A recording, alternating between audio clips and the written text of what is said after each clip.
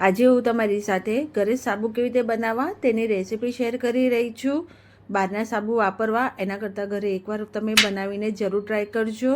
અને હું 15 દિવસ મહિનો વાપરીને પછી હું તમારી સાથે રેસીપી શેર કરી રહી છું.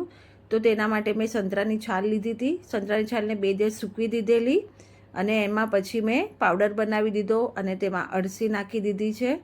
અળસી નાખ્યા પછી ચોખાનો લોટ, ચણાનો લોટ, આંબા હલ્દી, ચંદન પાવડર, નીમ પાવડર અને આ બધું નાખીને મિક્સ કરી દઈશું અને તેને સાઈડ ઉપર મૂકી દઈશું. હવે સોપ બેઝ લેવાનો છે જે તમને એમેઝોન પર યા મુંબઈ તમને ક્યાંય પણ મળી રહેશે. મેં આ ગોટ મિલ્કનો સોપ બેઝ યુઝ કર્યો છે. તેને આપણે જેમ ચોકલેટ બનાવીએ છીએ તે રીતે ડબલ બોઇલ કરી દેવાનું છે અને તે આખું પીગળ્યા પછી તરત જ આપણે તેમાં બધો પાવડર નાખીને એલોવેરા જેલ, વિટામિન ઈની કેપ્સ્યુલ આવે છે તે નાખવાની છે. પછી ફ્રેગ્રન્સ ઓઇલ કોઈ પણ તમે નાખી શકો છો, રોઝ વોટર, આ બધું નાખીને તમારે ફટાફટથી હલાવી દેવાનું છે, નહીં તો ગઠ્ઠા પડવાનો ડર રહે છે.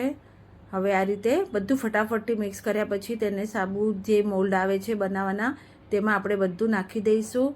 આને તમે 1 કલાકથી ઉપર બહાર રાખી શકો છો યા ફ્રીજમાં બી મૂકી શકો છો. અને તે આપણા સાબુ હવે અડધો કલાક પછી તૈયાર છે.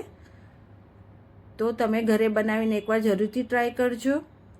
તો કેવો લાગ્યો તમને મારો આ વિડીયો? જો તમને ગમ્યો હોય તો મારા વિડીયોને લાઇક, શેર અને મારી ચેનલને સબસ્ક્રાઈબ કરવાનું ના ભૂલતા.